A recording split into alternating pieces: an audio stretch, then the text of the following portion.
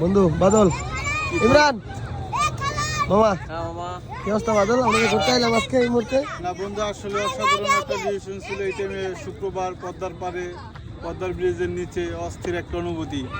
আসাটা খুবই আর কি এনজয়েবল হয়েছে। এরকম ট্যুর মাঝে মাঝে দেওয়া উচিত। মামা আমরা আসলে সবাই 4 বন্ধু এর আগেও কুয়াকাটা ঘুরে আসলাম, এরপর পদ্মা সেতুর এইখানে খুব ভালো লাগতেছে। মনোমুগ্ধকর পরিবেশ মামা। আসলে ভিউটাও যদি দেখাই, হ্যাঁ চমৎকার ভিউ, দেখো লাইটিং গুলো, পদ্মা সেতু সুন্দর হয়ে যায়। এই হলো আমাদের পদ্মা সেতুর বর্তমান ভিউ। এটা দিয়ে দাও। মামা আমরা আবার একটু করো। কোন সাইডে থাকবা?